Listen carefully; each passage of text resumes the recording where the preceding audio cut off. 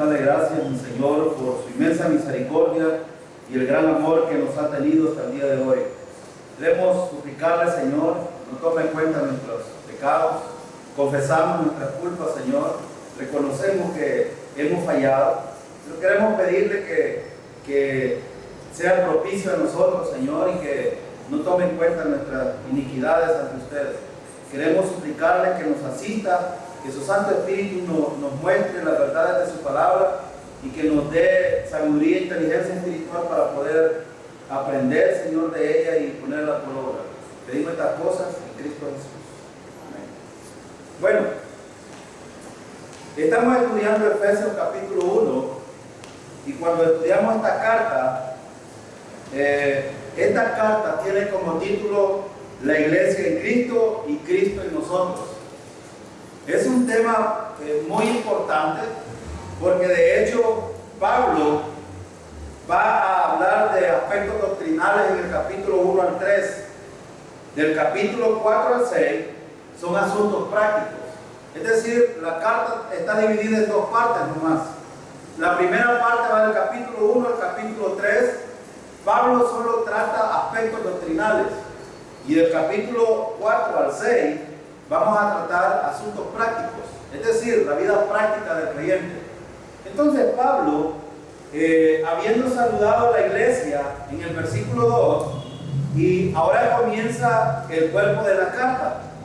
Fíjense que el capítulo 1, del versículo 1 hasta el versículo 14, Pablo alaba a Dios por sus bendiciones. Y ya hemos hablado mucho de todas las bendiciones que están enumeradas, versículo 3, versículo 4, versículo 5, versículo 6, versículo 7 hasta el 14.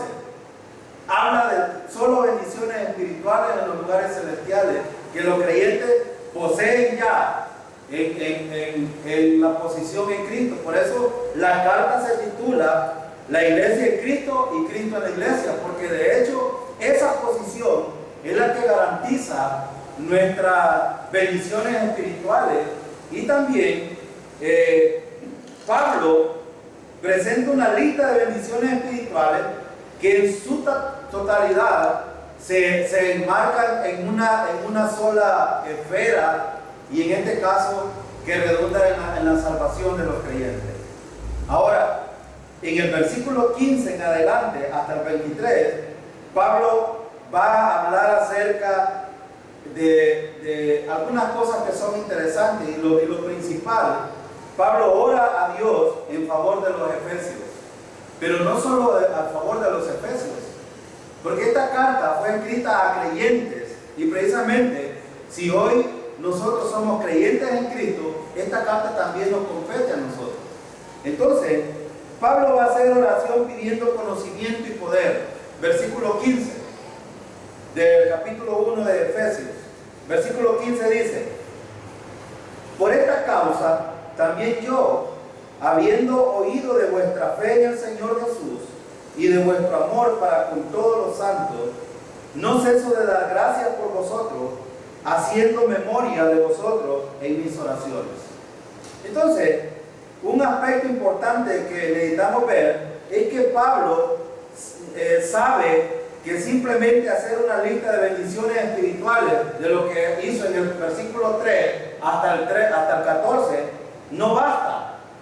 En otras palabras, pudiéramos decir, imagínense que yo fuera un chef o un cocinero y a mí me dieran las recetas de cocina, pero si esas recetas de cocina yo no las aplico como chef, ¿tienen alguna importancia para mí esa receta? No tiene importancia. Es decir, Pablo ha enumerado las bendiciones que los creyentes tienen, pero ahora Pablo tiene también, después de hacer esta lista, Pablo no solo quiere que los creyentes sepan las bendiciones que tienen, sino también que comprendan esas bendiciones. Porque una cosa es saber y otra cosa es comprender, aplicar esas verdades a nuestra vida. Por ejemplo, hay creyentes que tienen problemas con el bautismo del Espíritu Santo. Sí, hay muchos creyentes. ¿Qué dijo Pablo en el versículo 13 del capítulo 1? ¿Es una verdad de un creyente en Cristo el bautismo del Espíritu Santo o necesita que repita varias veces? Ahora, ¿los creyentes saben del bautismo del Espíritu Santo? Sí, pero ¿cuál es el problema? No tienen la certeza, no tienen la comprensión absoluta de esta verdad, que es una verdad en Cristo totalmente acabada en un creyente, y que el Espíritu Santo no va ni viene, ni necesito pedirlo. Entonces, Pablo, por eso en el versículo 15, ha hablado de todas las bendiciones y las ha enumerado. Quiero solo recordar algunas. Por ejemplo, Pablo dijo de que tenemos bendiciones espirituales en los lugares celestiales. Nos escogió en Él. También el propósito era para que fuéramos santos y sin mancha delante de Él. También nos predestinó, nos adoptó como hijos suyos, nos aceptó en Cristo, nos redimió, nos perdonó, nos hizo sobreabundar para con toda sabiduría e inteligencia. Nos dio a conocer el ministerio de su voluntad. También en el versículo 11 tuvimos una herencia. Nos predestinó conforme al propósito del que hace todas las cosas. ¿Y el propósito cuál era? Que Dios sea glorificado. Versículo 12, a fin de que seamos para alabanza de su gloria. La salvación de los creyentes no redunda en una gloria personal, sino en la gloria a Dios. Y por eso el versículo 13 explica Pablo el evangelio más claro. Habiendo oído, habiendo creído el evangelio, fuiste sellado con el Espíritu Santo. Y por esas cosas que Pablo ha dicho, empieza diciendo en el versículo 15, por esta causa. ¿Por cuál causa? Por la causa de que todos los creyentes tienen predestinación, salvación, han sido aceptados en Cristo, es decir, todas esas bendiciones que ya tenemos. Por esa causa Pablo escribe esto. Y dice Pablo, por esa causa también yo, habiendo oído de vuestra fe en el Señor Jesús. Un aspecto importante que necesitamos ver es que en la oración de Pablo podemos notar dos elementos importantes. Y noten un elemento importante se encuentra en el versículo 15. Dice el versículo 15, el versículo 16, no ceso de dar gracias por vosotros. Un elemento importante de la oración de Pablo es las acciones de gracia. Hermano, uno de los elementos importantes que debemos de tomar en consideración es que necesitamos tener podría decir yo en este sentido, una educación cuando nos dirigimos a Dios. Necesitamos ser educados yo pregunto, ¿los hijos deben de ser educados al dirigirse a sus padres? Sí, claro que sí. Entonces, ¿los hijos deben de ser educados al dirigirse a sus padres? Claro que sí. Y Pablo estaba dándole una muestra de respeto, una muestra de educación, una muestra de rectitud en la manera de dirigirse a Dios. Y Pablo es tan educado aquí en su relación con Dios. Recuerden que cuando nosotros oramos a Dios, es el momento de tener comunión con Dios. Y no podemos tener comunión con Dios a menos de que seamos respetuosos con Dios. Ahora, cuando digo esto, es que Pablo no va directo. Si ustedes se fijan en el versículo 16, leámoslo completamente, dice, no ceso de dar gracias por vosotros, haciendo memoria de vosotros en mis oraciones. Fíjense, ¿qué es lo primero que hace Pablo? Dar gracias a Dios. ¿Por quiénes? Por los creyentes en Éfeso. ¿Y por qué estamos hablando de educación, respeto en este sentido y sumisión, diría yo, de parte de Pablo? Pablo tenía autoridad dentro de la iglesia, era apóstol. Pero Pablo, ¿dónde se coloca? ¿Noten ustedes la humildad de Pablo? ¿Se coloca en los sumos Pablo o se coloca a los más bajos? Más bajos, hablando en el sentido de que él, su autoridad no lo lleva a enorgullecerse y decir, ah, no, yo voy a pedir por mí. Y si ustedes se fijan, la cosa que hace Pablo es dar gratitud por los creyentes. Ahora, comúnmente, ¿cómo oran los creyentes de hoy en día? Los creyentes de hoy en día se sueltan, Señor, te pido, te reclamo, te exijo, y no hacen verdaderamente lo que Pablo hace. Este es un ejemplo claro de la humildad que debemos de tener cuando nos vamos a dirigir a nuestro Padre. Si un hijo carnal se dirigiera a un padre irrespetuosamente, creo que lo más probable es que el padre lo disciplina. Y precisamente este es el punto que Pablo está tratando de hacer notar aquí. Y por eso el versículo 15 es muy interesante, porque Pablo habla de la causa por la cual Pablo dice dos cosas muy interesantes en el versículo 15. ¿Qué había oído Pablo de los efesios? Tenían fe. Ahora, hermano, ¿qué oyen los creyentes de nosotros? ¿Somos carnales? ¿Que tenemos fe? ¿Que somos educados? ¿Que somos disciplinados? ¿O que somos malcriados? Fíjense el ejemplo también de los efesios para nosotros. Pablo había oído de la fe, pero fíjense bien, porque muchos, y yo creo que todas las personas tienen fe, pero el punto, por eso Pablo explica bien adecuadamente en dónde debe de estar colocada la fe, y en el versículo 15, ¿dónde tenían puesta la fe los efesios? Usted puede tener fe en muchas cosas, puede confiar en su dinero, puede confiar en el pastor, puede confiar en el carro, puede confiar en su cuellito, puede confiar en un montón de cosas. Pero eso no sirve de nada. Pablo, el buen testimonio de un creyente hacia los demás es la fe en Cristo Jesús.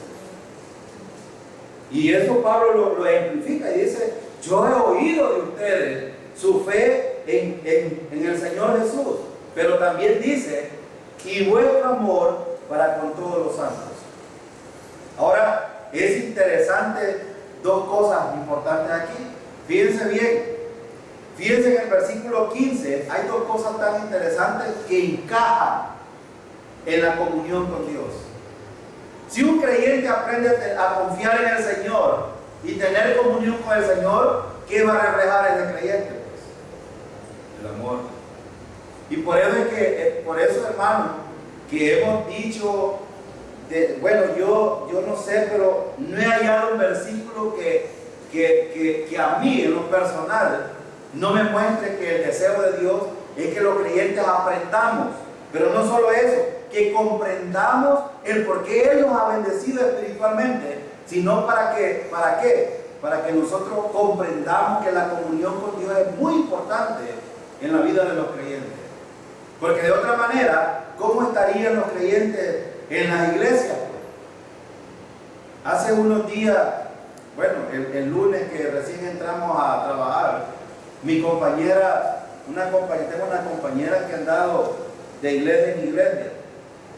Y hace poco corrieron al pastor de la iglesia, su familia, porque la familia de ellos es numerosa y tenían poder dentro de la iglesia. Y lo cierto es de que salieron de la iglesia por un asunto, porque el pastor no supo explicar. De hecho, estos temas son muy delicados y para explicarlos hay que saber explicarlos. El pastor estaba explicando acerca del divorcio y de las nuevas nupcias.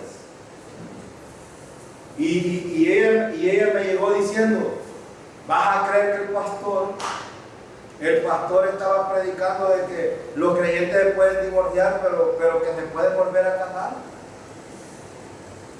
Y ¿saben qué hicieron ellos? Corrieron al pastor y se fueron de la iglesia.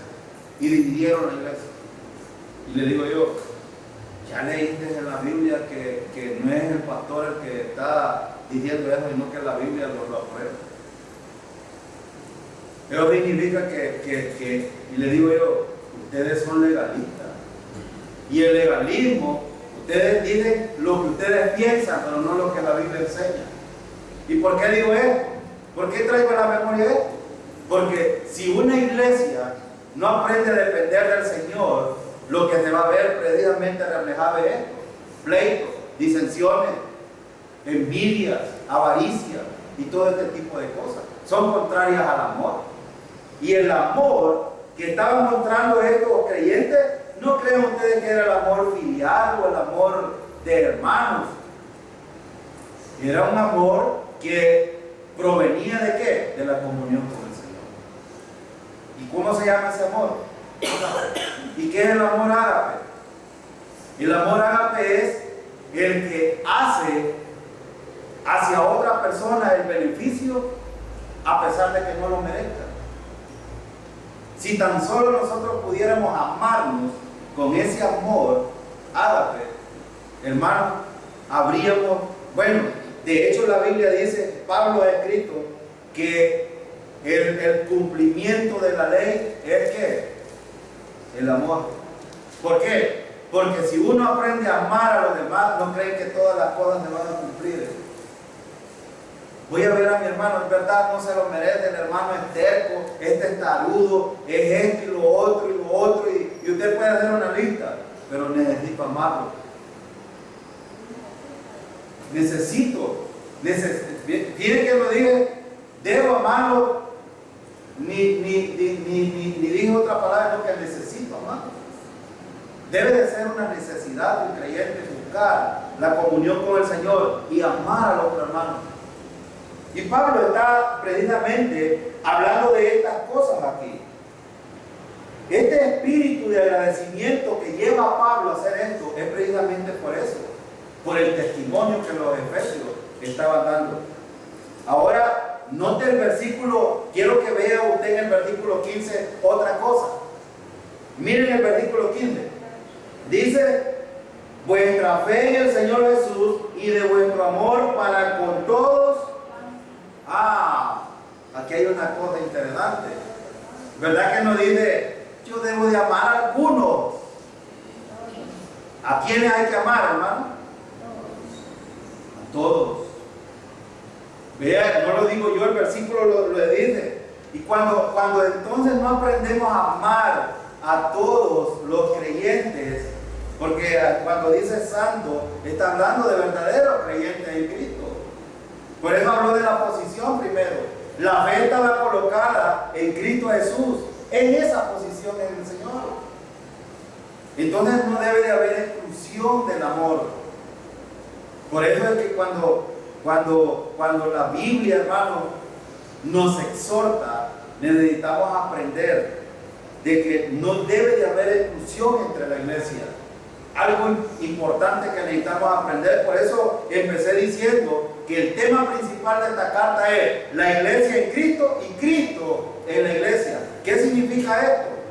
Que, hermano, si usted es el cuerpo de Cristo, usted está en Cristo. Y Cristo no puede estar dividido. Porque si Cristo es dividido, entonces hay un problema serio. Entonces, el punto principal que lleva a dar agradecimiento a Pablo es precisamente estos tres asuntos importantes. Número uno, la fe en el Señor. Número dos, el amor mostrado entre los hermanos. Con algunos, no, con todos. Pablo lo expresa. Ahora, Pablo pasa entonces a dar gracias a Dios por la iglesia en Éfeso.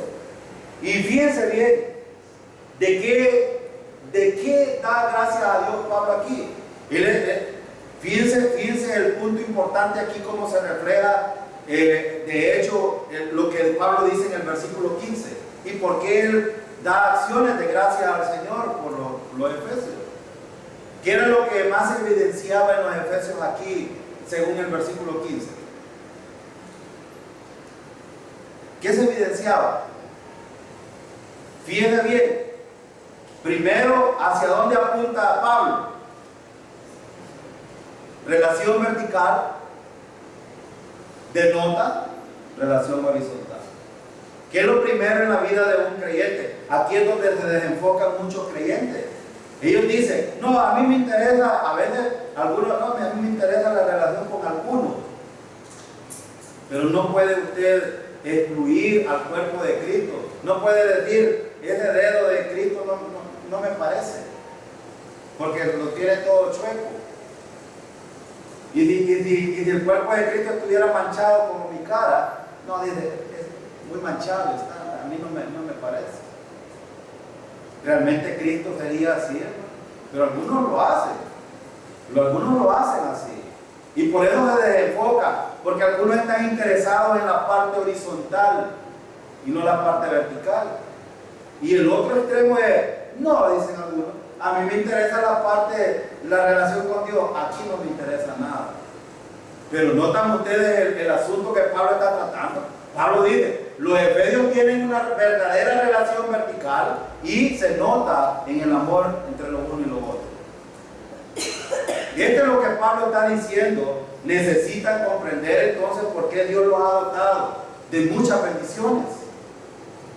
¿Qué somos los creyentes de la edad de la iglesia o de la gracia? Los que somos creyentes en Cristo. ¿Qué somos? Pablo lo ha dicho. Miren en el versículo, vamos a leer el versículo 5. Miren lo que dice. En amor habiéndonos predestinados para ser adoptados hijos. Somos hijos. Y entonces, hermano, si somos hijos de Dios, ¿qué somos todos en común? Hermanos. ¿Y un hermano puede dejar de ser hermano de otro? ¿O un hijo puede dejar de ser hijo del Padre? No. Entonces Pablo quiere que comprendan estas verdades. Pablo dice, yo quiero que entiendan su posición en el Señor. Y no está hablando, habla personalmente, cada creyente está en Cristo, pero la iglesia está colocada en el cuerpo porque es el cuerpo de Cristo. Está colocada en Cristo y por lo tanto Cristo está en la iglesia también. Y por eso no debemos de olvidar, hermano, Cristo está hoy aquí, hermano, ¿sí o no? Amén. Y a veces los creyentes, pero también está en la casa, hermano, Cristo, también. Está en el trabajo, también. Cristo está en todos lados, porque ahí lo andamos nosotros, porque Cristo está en nosotros. Y no debemos de olvidar estas verdades. Y por eso Pablo, en el versículo 16, dice, no ceso. Otra cosa importante, hermano, las acciones de gracia y la oración debe de ser constante en la vida de un creyente. Porque es la vida, precisamente es la vida de un creyente el tener constante oración con el Señor. ¿Por qué? Porque me permite tener comunión con el Señor y me permite tener una buena relación con los demás. Y por eso Pablo dice, no ceso de dar gracias por vosotros, haciendo memoria de vosotros en mis oraciones. Ahora, cuando dice Pablo, haciendo memoria, esta expresión es bien importante. Hermano, ¿cuánto es capaz de recordar un creyente de otro, de las circunstancias que pasan otros creyentes? ¿Cuánto es capaz? ¿Cuánto somos capaces de recordar lo que le pasa a nuestro hermano y acordarnos en nuestras oraciones para poner en petición a nuestro hermano? Interceder. De hecho, cuando Pablo dice, haciendo memoria, está recordando no solo por, fíjense que a nosotros nos pareciera, Pablo pensó en los efesios en una forma general, pero no es así. Pablo probablemente conocía mucho de los efesios y en ellos hacía peticiones personales de ellos. Ahora, ¿cuántos de nosotros entendemos que necesitamos hacer memoria de cuántos creyentes están pasando por dificultades e interceder por ellos. Deberíamos de hacerlo. ¿Por qué? Porque precisamente la oración nos permite recordar. Y fíjense en otra cosa importante. Pablo no es egoísta aquí. Pablo ni siquiera. Quiero recordarle un asunto. ¿Dónde estaba Pablo aquí en este contexto? Vaya al capítulo 3, versículo 1. ¿Dónde estaba Pablo? Bueno, capítulo 3, versículo 1. Por esta causa yo, Pablo, prisionero de Cristo Jesús por vosotros, los gentiles. ¿Dónde estaba Pablo? Estaba quejándose de Pablo, hermano. Hace poco acabamos de estar platicando con una mujer, con la hermana Olga, allá afuera, antes de este estudio. Y ella estaba diciendo, en cierta medida se estaba quejando, porque se había quebrado su mano. Y decía, yo no puedo solo con una mano. Y le dice al esposo, pero puedes caminar, mujer, puedes ver, puedes hablar. Yo le decía, Jenny Rivera tenía un eslogan y ella decía, cuando estoy en las peores dificultades y pienso que estoy acabada, lo que hago es ir a ver a otro enfermo para darme cuenta cuán bendecido estoy. Y no es verdad, hermano, que a veces nosotros estamos tan bendecidos. Bueno, eso es lo que Pablo está diciendo aquí. Y no somos tan bendecidos, hermano. ¿Y por qué a veces nos quejamos tanto de nosotros? Nos quejamos del dinero, nos quejamos de la salud, nos quejamos de nuestro esposo y las esposas de los esposos de las esposas. Por todo nos quejamos. No hemos aprendido a ser agradecidos. Pablo aquí estaba preso. ¿Y qué es lo que hace Pablo aquí? Hermano, ¿cuánta capacidad tendría usted de estar preso y estar recordando por los hermanos de la iglesia de Mogul de Chapertique y pidiendo por ellos? Yo creo que no deberíamos de llegar a esos extremos. Y eso es lo que precisamente Pablo escribe esta carta por eso. Porque quiere que los creyentes no solo sepan que están bendecidos, sino que entiendan por qué Dios los ha bendecido. Y que lo comprendan para aplicar esta verdad a su vida. Es precisamente eso. Y fíjense que Pablo preso fácilmente podría haber comenzado la carta renegando o diciendo qué sé yo, o quejándose. Pero él recuerda a los efesios y ya apuntó algunas cosas importantes que acaba de decir. Pero noten que Pablo, aquí está un ejemplo bien importante, hermano, que cualquiera puede decir, ¿y cómo voy a llegar a ser yo como Pablo? Hermano, y no el mismo Jesús quiere que nosotros lleguemos a la estatura. Pablo mismo escribió que el deseo de Cristo y de Dios es que lleguemos a la estatura ¿de quién? No de Pablo. Pero Pablo, hermano, nos da un ejemplo. No ceso de dar gracias a Dios. ¿Cuánto tiempo toma usted para orar? Hemos dicho nosotros que por lo menos, como mínimo, el creyente debería de hacer por lo menos 5 oraciones al día. Al levantarse, en el desayuno, en el almuerzo, en la cena y en la acostarse. Por lo menos 5 veces. Pero Pablo me está enseñando esto que yo les estoy diciendo. Pablo, ¿qué está enseñando? Que la oración debe de ser todo el tiempo. La palabra cesar es que Pablo no estaba de ocioso en la casa. ¿Cuánto tiempo pasamos de ociosos nosotros a veces en cosas que no tienen importancia? En vez de pasar orando al Señor y orar al Señor implica, hermano, quiero decir por lo menos 5 cosas que son importantes. Número 1, confesión de pecado. Esto nos permite, si nosotros tan solo, yo le decía a un hermano esta semana que tuvimos un devocional familiar, y le decía yo, hermano, ¿cuánto tiempo debe de esperar un creyente para confesar su pecado? Y él inmediatamente me dijo, hermano, en el momentito que se dio cuenta que era pecado, debe de hacer. Y de hecho, no debemos de esperar largo tiempo, pero hermano, el confesar nuestros pecados no significa también que vamos a restituir nuestra situación. Quiero decir esto porque a veces yo he dicho un pensamiento, es el pensamiento mío, que a veces venimos a la iglesia dando gracias a Dios pero ofendiéndolo. Y quiero aclarar esto. Cuando digo esto, estoy diciendo que muchos de nosotros venimos a la iglesia y lo hacemos, pero tenemos cosas que nos piden y nos vamos para la casa con el mismo problema y no lo solucionamos. Es que algunos tienen el pensamiento cegado de que le confiesan a Dios y ya no hay problema. Voy a poner un ejemplo, enemistades, por ejemplo. ¿Necesita el creyente solucionar el problema o solo estarle diciendo al Señor a cada momento, Señor, te confieso que tengo, es enemigo aquel fulano de tal? No, necesito buscar la reconciliación. Porque entonces estoy viniendo a la iglesia religiosamente y no estoy arreglando el problema.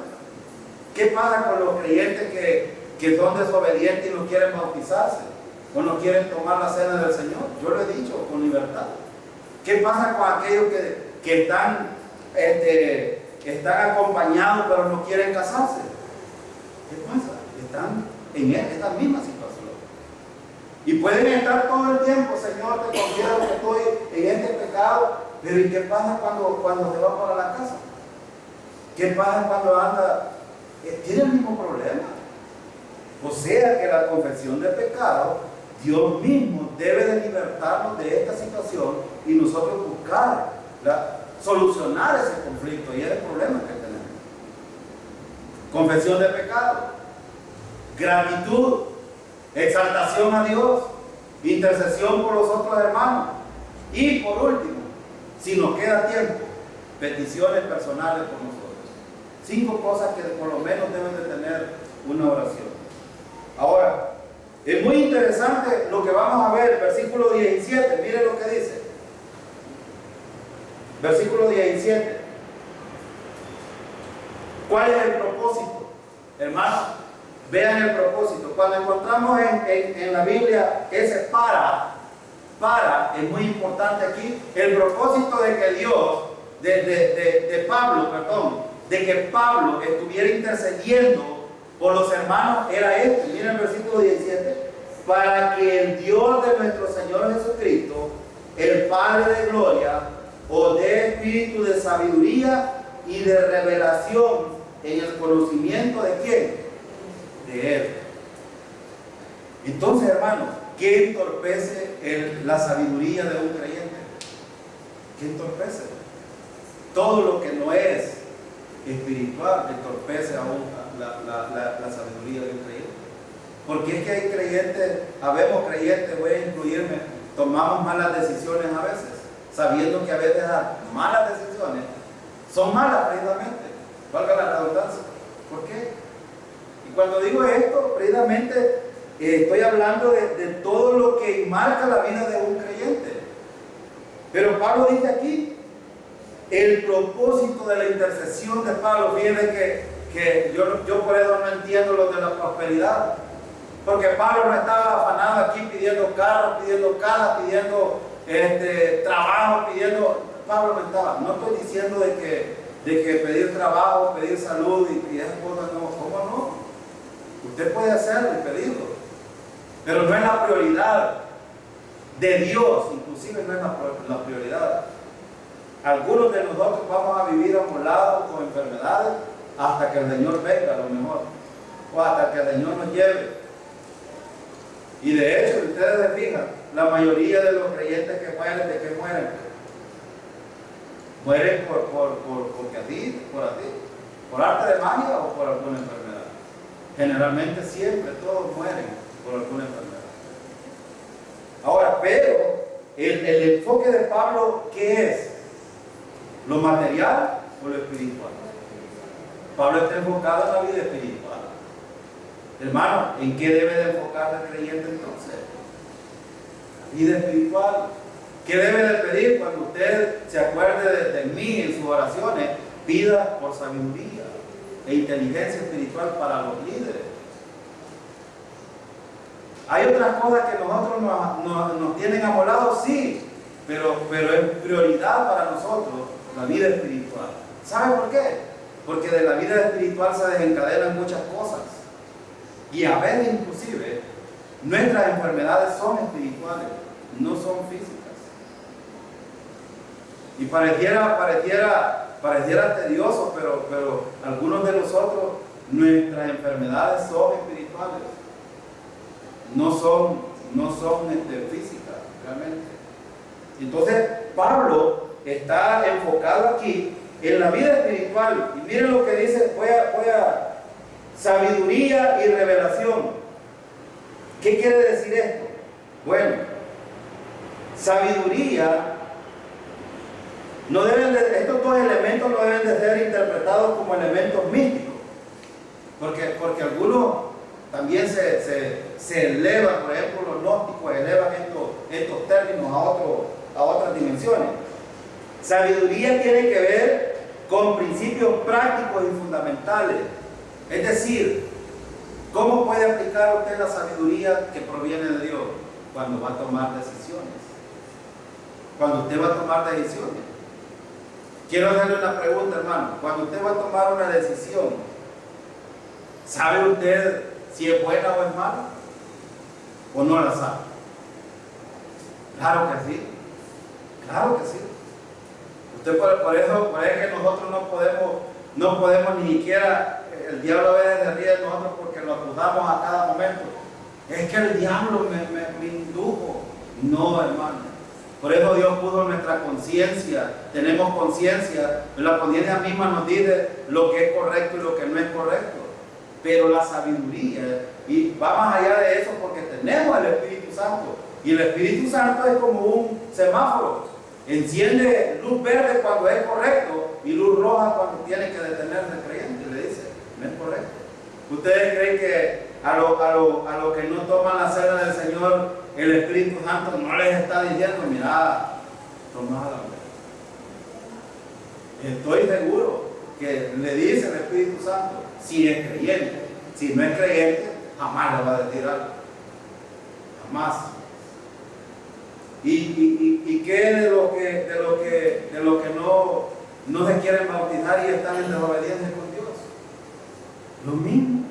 Y solo estoy mencionando esas dos cositas, pero hay un montón de cosas que los creyentes, inclusive el hermano Bed mencionó la vez pasada algunas cosas que a veces nosotros pasamos por alto y que de las mentiras que decimos.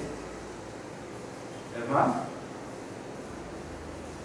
¿debiéramos de decirlas o no? Sabemos cuando es mentira, que es malo. Todo lo que es pecado nosotros sabemos que es pecado. Entonces, pero eso Pablo, por eso la sabiduría tiene que ver con principios prácticos. Yo le decía al hermano Tito del lunes, sabemos nosotros, yo le ponía el ejemplo, ¿sabe usted cuando a alguien le está dando más dinero en el negocio que el que debe de pagar? Y viene, sí. Usted tiene dos opciones, regresarlo o quedártelo. Pero si se lo queda, ¿se da cuenta de que te ha robado un dinero? Claro que sí. Yo le ponía este ejemplo a él. Ahora, ¿qué es lo práctico que hay que hacer aquí? ¿Dónde está la sabiduría ahí? Hacer lo que es correcto. Regresarlo. Y así hay muchos ejemplos que podría poner yo. ¿Qué deberían de hacer los que no toman la cena? Tomarla. ¿Qué deberían hacer los que no se han bautizado? Bautizarse. ¿Qué deberían de hacer los que no se han casado y están solo ahí amancebados, ya digan, en un tiempo? Deberían de casarse, arreglar la situación. Entonces, eso es aplicar sabiduría práctica. En el trabajo, ¿cómo podemos aplicar esta sabiduría en el trabajo? Bueno, sencillo. Los creyentes debemos de llegar tarde al trabajo o temprano. Temprano. Y salir a la hora que es. Ese es para aplicar sabiduría. Y no meterse en cosas, por ejemplo, ya viene la contienda política en El Salvador. Bueno, ya están en auge. Pero, ¿qué debería hacer un creyente? Apartarse. Así de sencillo, apartarse de las cosas. Y muchas cosas que podemos decir. Ahora, cuando se refiere a la palabra revelación, se refiere a una percepción clara y a un entendimiento aplicable ¿de qué? De la palabra de Dios. Porque Dios no le va a venir a decir, Luis, te estás equivocando, no, hermano, no es la misma Biblia que nos dice a nosotros dónde estamos actuando mal.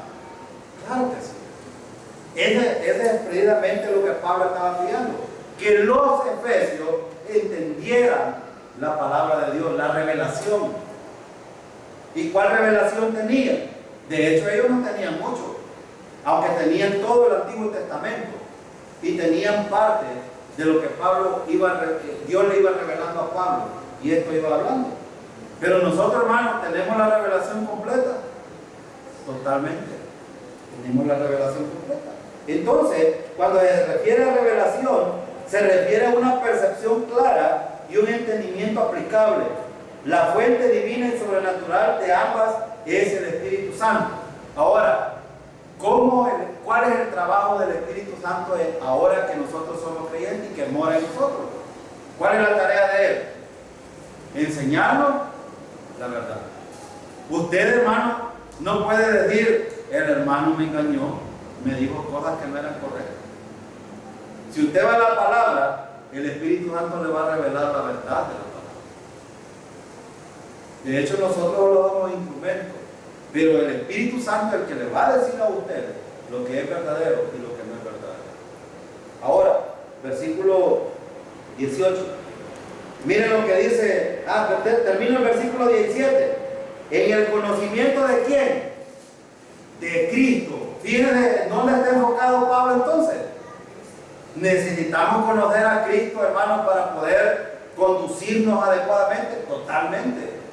Por eso es que Pablo está enfocado en la vida espiritual de los creyentes. Versículo 18. Alumbrando los ojos de vuestro entendimiento para que sepáis cuál es la esperanza a que Él os ha llamado y cuál es la riqueza de la gloria de su herencia en los santos. Quiero hacer una pregunta.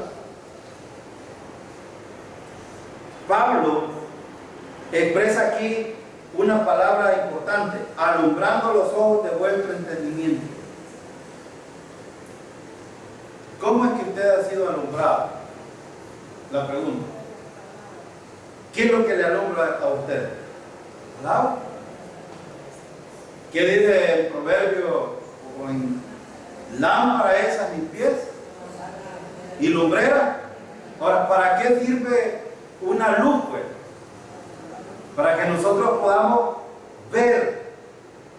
Para que podamos ver. Ahora, yo quiero hacer una pregunta personal a usted. ¿Qué fue lo que le alumbró para que usted estuviera hoy aquí? Específicamente, ¿qué mensaje escuchó usted primero?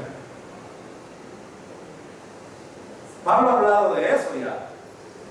¿Usted qué es lo que le alumbró su entendimiento para que usted confiara en Cristo como su Salvador y pudiera entender todas estas cosas que ahora Pablo ha descrito en los versículos 3 al 14?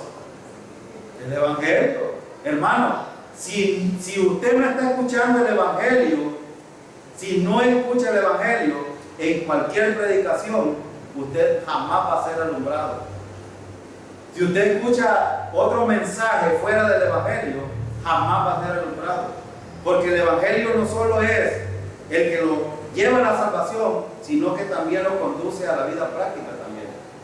Y usted me puede decir, deme un versículo, vaya a Romanos capítulo 1, conmigo. Vaya a Romanos capítulo 1, versículo 17. Versículo 17, leo, dice: porque en el Evangelio la justicia de Dios se revela por fe y para fe, como está escrito, mas el justo con la fe vivirá. Note lo que dice: en el Evangelio la justicia de Dios se revela por fe. ¿Por fe cuándo? Cuando usted confió en Cristo. Y cuando dice para fe, en el diario caminar. Es que usted necesita escuchar el Evangelio siempre. Si está escuchando un mensaje diferente al Evangelio, recuerde, ¿en quién se enfoca el Evangelio? En Cristo. Y si usted no escucha a Cristo en un mensaje, no está escuchando nada y no va a ser alumbrado para la vida práctica. Porque el versículo 10 te dice, por fe y para fe. Porque la vida del creyente es, por fe creemos en Cristo, que es nuestro Salvador y que pagó el precio por nuestros pecados, pero por fe en Cristo sabemos que podemos conducirlo en nuestro diario caminar. No es eso lo que está explicando Pablo en el versículo 15 de Efesios, pues, del capítulo 1. Claro. Dice, los efesios están enfocados en Cristo y se nota su diario caminar en el Señor. ¿Qué estaban escuchando ellos? El Evangelio. Y Pablo pide ahora que el mismo Evangelio les alumbre para que puedan conducirse adecuadamente. Porque, hermano, los creyentes no debemos de vivir por vista, sino por fe. No debemos de vivir con misticismo, con ritualismo en nuestra vida. Es por fe en Cristo solamente, la vida cristiana. Ahora, por eso Pablo dice, alumbrando los ojos de vuestro entendimiento. Es decir, alguien puede ser alumbrado por medio del Evangelio a menos que escuche el Evangelio y que el Espíritu Santo obre en el creyente. ¿Y cuál es el propósito? Se encuentra en el versículo 18. Miren lo que dice. ¿Para qué? ¿Para qué, hermano, Pablo pedía que el Evangelio les alumbrara el entendimiento de los creyentes? ¿Para qué?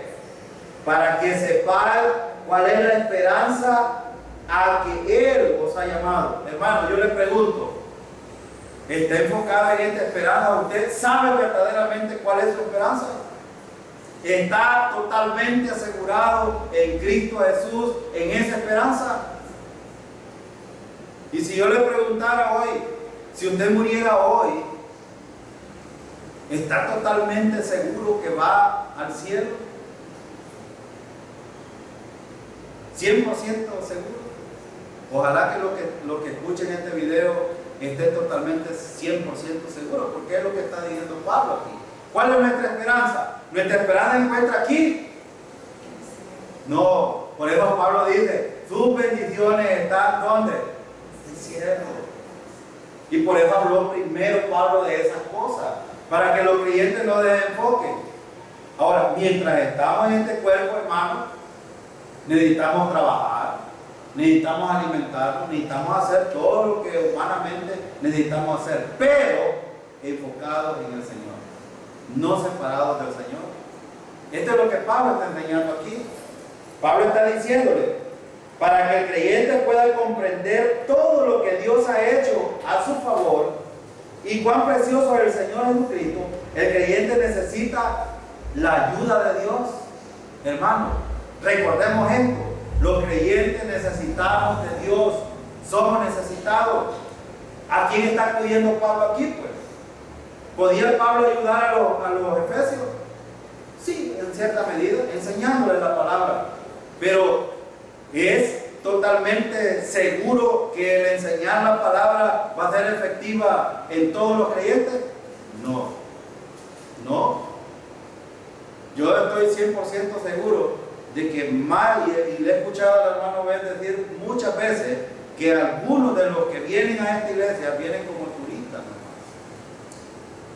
¿Y es bueno que estén aquí? Sí, es bueno, pero no significa de que al estar aquí van a ser afectados por la palabra, aunque les prediquemos la verdad. Y por eso ven ustedes que muchos andan ahí como que son marionetas de un lado para otro. Y no tienen sosiego, no tienen una estabilidad, precisamente por eso. Pablo por eso está enfocado en esto. Pablo le dice a los creyentes, Pablo estaba pensando, hombre, como creyente, lo único que puedo hacer es interceder por ustedes. Y voy a pedir que Dios les abra el entendimiento, que entiendan estas verdades para que puedan conducirse. Miren el versículo dice, para que sepáis. ¿A qué apela Pablo primero? Conocimiento, entendimiento. Usted conoce las cosas, las entiende, las comprende, pero después de eso, ¿qué viene? Se queda el creyente que se queda ahí, solo es un creyente muy con un entendimiento intelectual. Pero eso no sirve. Si por ejemplo a los casados, a las esposas les dice que se sometan a sus maridos, y los maridos que amen a sus mujeres, y si sabemos solo eso, pero en la vida práctica no lo aplicamos, ¿qué estamos haciendo? Pues? Solo unos creyentes con conocimiento intelectual. ¿Sirve eso de algo? No. Pablo va más allá de eso.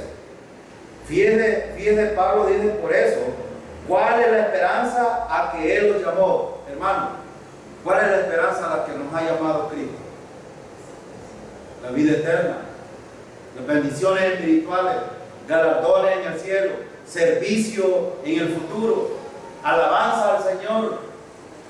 Este es el enfoque que debemos de tener ahora. Y por eso Pablo escribe a los filipenses que debemos de vivir aquí. Por eso Pablo decía, para mí el vivir. Ahora, ¿cuántos vivimos para Cristo hoy? Y si morimos, hermanos, estamos totalmente asegurados que vamos a la presencia del Señor. Pablo decía que era ganancia para Él. Estamos persuadidos de esa verdad nosotros también. Y miren la otra parte del versículo. Pablo primero apela al pensamiento, pero después dice, ¿y cuál es la riqueza de la gloria de su herencia en los santos? Porque, hermano, la herencia nuestra es diferente. Y por eso yo creo que Dios, los que han recibido herencia, pueden entender lo que Dios hará con los creyentes. Humanamente los padres heredan a los hijos y les dan lo que ellos por años han trabajado. Y Dios nos ha prometido a nosotros darnos una herencia también. Y de hecho, ya tenemos asegurada esa herencia. No necesitamos pensar que en el futuro, no, para Dios, por ejemplo, Dios ya nos ve predestinados. Estamos predestinados, llamados, justificados y glorificados. En el plan de Dios, Dios ya nos ve a nosotros como que si estuviéramos como cuerpo glorificado. Por eso es que los creyentes deberíamos de vivir como hijos de Dios. Ahí hay uno que extrapola también en el sentido de que dice que si yo soy hijo del rey, entonces debo de vivir como rey. Pero ese pensamiento también es un poco equivocado. Pablo no estaba pensando, Pablo está pensando en la vida espiritual, pero algo, hermano, un principio que no deben de olvidar. ¿A quién acude Pablo para que los creyentes sean beneficiados? A Dios. Hermano, no olvidemos que todos necesitamos de Dios, si no, nos vamos a volver como los judíos. Cuando los judíos pensaban que estaban bien bendecidos y no necesitaban a Dios, apartaban a Dios y agarraban ídolos. Y Dios por eso los disciplinó tanto. Siempre el creyente no debe de olvidar que es un necesitado de Dios. Por eso, hermano, Pablo insta a que necesitamos orar cada momento. Porque cuando oramos al Señor, estamos diciendo que somos necesitados. Versículo 19. ¿Y cuál es su preeminente grandeza de su poder? Hermano, ¿entiende el poder que Dios tiene? ¿Tiene la capacidad de entender usted el poder que Dios tiene? Y si no lo tiene, vaya al Antiguo Testamento. Voy a recordar algunas cosas. Cuando el pueblo de Israel salió de Egipto, ¿qué hizo Dios en el mar? Se abrió, pasó en seco y el pueblo de Israel. Hermano, ¿no creen que es grande ese poder? Cuando el pueblo de Israel era rebelde en el desierto, tenía hambre y se quejaba, Dios les mostraba su gracia y su misericordia y les daba de comer y les daba de beber. Pero muchos de los israelitas que fueron rebeldes también perecieron por rebeldes, por desobedientes. Y no le parece, si no le parece el poder grandioso que tiene Dios, hermano, haber muerto Cristo en la cruz, haberlo sepultado y al tercer día resucitar, ¿no creen que es una demostración del poder que Dios tiene? Entonces, hermano, por eso dice, y cual a supereminente, viene a dónde lo pone Pablo. Super, ¿qué quiere decir? Que está sobre todo. No hay nadie.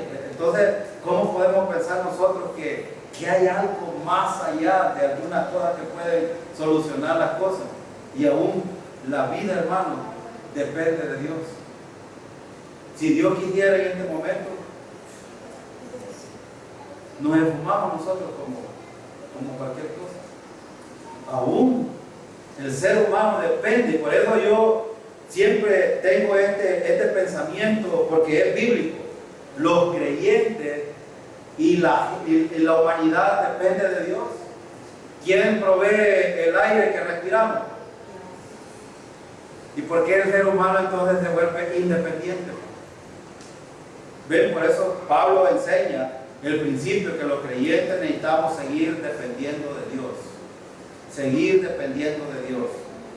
Y versículo, por eso Pablo dice, la supereminente grandeza, no solo dice, habla de lo superior, también habla de lo grande que es Dios. Y dice, de su poder, porque no hay ningún otro poder que el que Dios tiene. Si alguien confía en algún poder político, militar, religioso, lo que sea, no es nada. El poder en el cual los creyentes debemos de tener puesta nuestra mirada en el poder de Dios. En dos sentidos: en que Dios puede sacarnos de cualquier situación si así es la voluntad de Él, no la nuestra, la voluntad de Dios, pero también tiene poder para quitarnos en el momento que Él lo desee. Entonces no debemos de olvidar de eso. Dios puede, hermano, sacarnos de cualquier conflicto y vindicarnos, inclusive para los que creen de que somos una miseria. Dios nos puede restaurar y ponerlo de tal modo de que esos sabios que se la creen sabios se avergüencen y vean el poder de Dios. De hecho, nosotros, hermanos, somos lo insensato, lo vil, lo menospreciado del mundo, pero Dios nos ha llamado a su gloria eterna. Entonces necesitamos entender que Dios tiene el poder absoluto, soberano, en todas las cosas. En todas las cosas. Y el versículo sigue diciendo, ¿cuál es el propósito? Para con nosotros los que creemos. Porque de hecho, hermano, hay gente que no cree. Sí, hay gente que no cree y aún hay creyentes incrédulos. Parece redundar esto, pero generalmente y la mayoría de veces nosotros somos muy incrédulos, aún sabiendo quién es Dios. Por eso Pablo dice, habla de lo superior, habla de la grandeza, habla del poder que Dios tiene. ¿Por qué? Porque siempre van a haber creyentes en Cristo que van a ser incrédulos, no van a creer en ese poder de Dios. Y él dice, para con nosotros los que creemos, según la operación del poder de su fuerza. Aquí Pablo está diciendo, según cómo opera Dios con su poder, en otras palabras. Por eso el versículo 19, el cristiano no es simplemente un cuerpo de doctrina que tenemos que aprender, sino es una vida que tenemos que vivir. No venimos, aprendemos, pero esto que aprendemos, ¿dónde está nuestra batalla entonces? Allá afuera, en la casa, en el trabajo, en la calle, con los vecinos, con nuestros familiares. Allí es donde necesitamos entender el poder que Dios tiene y no olvidarlo. Y por eso es que a veces cuando vamos a evangelizar, hermanos, no debemos de temblar. ¿Qué le digo? No, debemos de depender del Señor y Él dará la fuerza y el poder para que podamos hablar. Ahora, por eso Pablo dice, según la operación del poder de su fuerza. Pablo está diciendo que Dios se mueve según su voluntad. Y por eso es que nosotros enseñamos que no es lo que nosotros pedimos lo que se va a hacer, sino la voluntad de Dios en nosotros. Y debemos de estar contentos con la voluntad de Dios, hermano. Totalmente. Totalmente. Hay un corito que dice estar siempre gozoso, que está en 1 Tesalonicenses 5, 18 en adelante. Estar siempre gozoso, orar sin cesar, dar gracias en todo, porque esta es la voluntad de Dios para con nosotros en Cristo Jesús. Esta es la voluntad de Dios. Ahora, versículo 20. Miren lo que dice el 20. La cual operó en Cristo. ¿Cómo operó en Cristo ese poder, hermano? Resucitándole, glorificándolo, llevándolo al cielo, sentándolo a la diestra del Padre.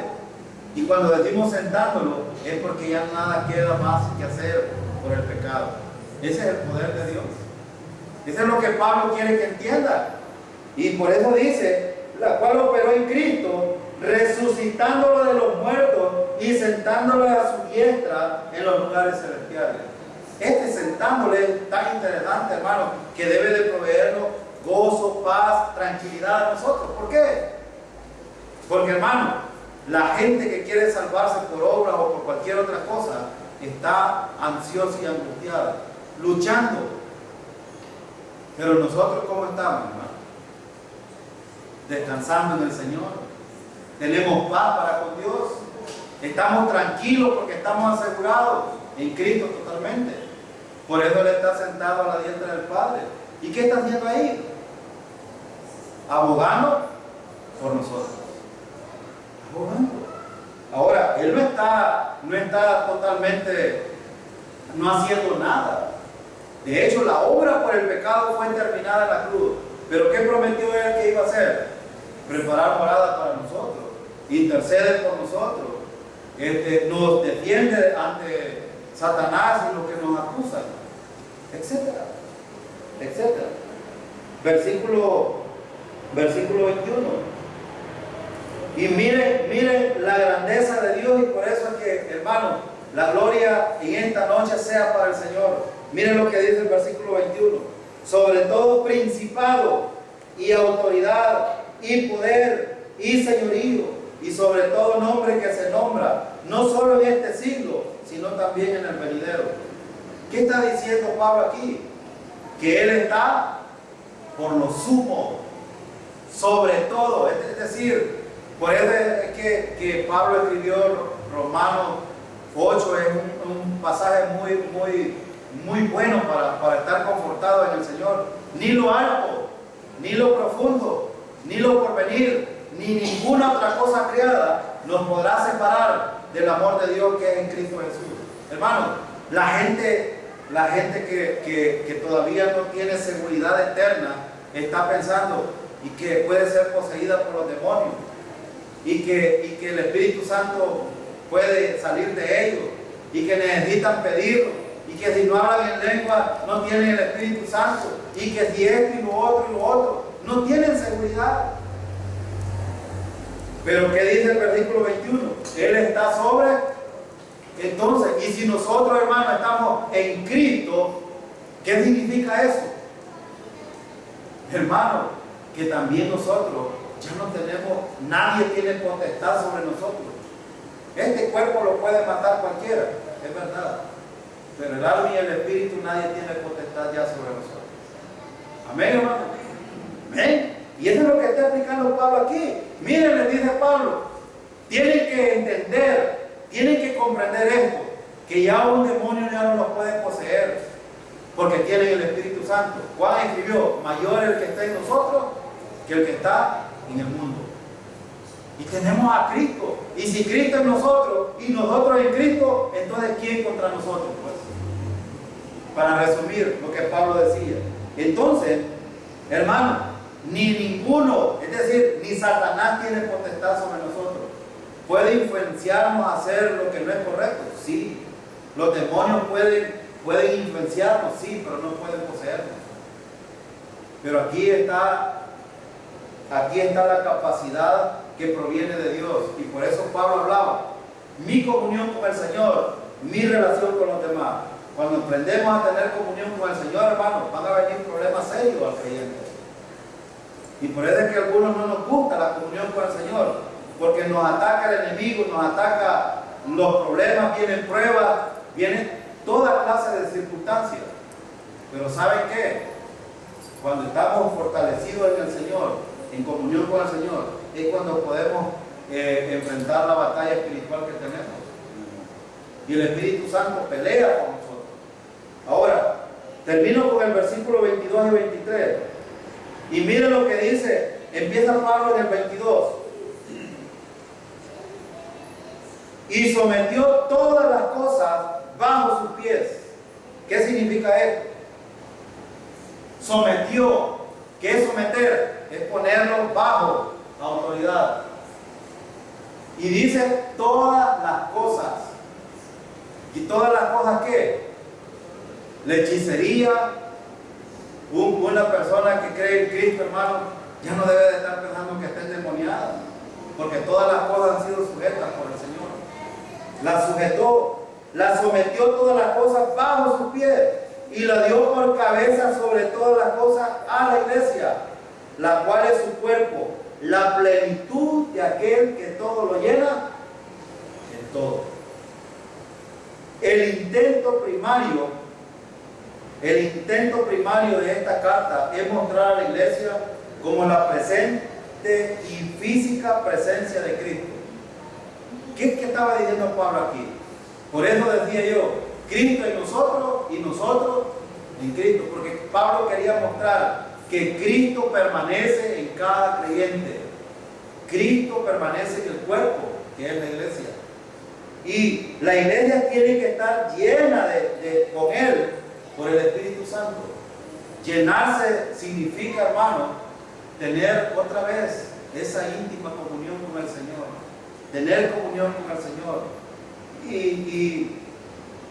Y después de esto, vendrá entonces la manifestación del Espíritu en nosotros.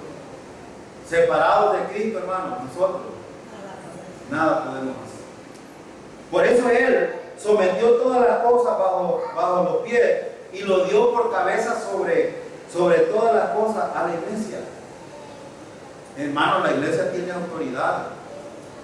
La iglesia tiene autoridad porque es Cristo morando en cada creyente. Y como cuerpo, la iglesia tiene autoridad. Fíjense que por eso es que Pablo, en el capítulo 4, en el capítulo 4 al 6, va a hablar de la vida práctica. Primero lo prepara doctrinalmente. Tienen que saber estas cosas para que después las apliquen en su diario vivir. Entonces, y por eso es que Pablo habla acerca de la iglesia como su cuerpo. Hermano, ¿quién tiene potestad sobre la iglesia entonces? Por eso, ¿quién es la cabeza de la iglesia? En Cristo es que debemos de estar enfocados los creyentes. Porque si Cristo nos guía, la iglesia va a caminar correctamente. Pero si estamos separados del cerebro, que es Cristo, entonces la iglesia va por un rumbo equivocado. Por eso es que muchos hablan de misticismo, hablan de legalismo, hablan de prosperidad y hablan de muchas cosas, las cuales Pablo, si ustedes notan, no enfatiza aquí. Él enfatiza la vida espiritual de los creyentes. La vida espiritual para Dios es muy importante. Y eso es lo que debemos de llevarnos nosotros a nuestra vida práctica. Necesitamos seguir viviendo inteligencia y sabiduría espiritual para poder conducirnos de la manera adecuada en la iglesia, en el trabajo, en cualquier lugar que nosotros estemos. Amén. Dio su vida para darnos vida y los buenos siervos van y lo predican. Mientras tanto otros se aprovechan de todo el trabajo que ha costado vidas. Por dinero cantan, brincan, gritan, cuando hacen sus reinos se creen estrellitas. Valen más que nadie los provoque y que mejor me calle porque me pueden quemar. Se vende el Cristo que da la vida. Hacen a un lado la necesidad, se dan entre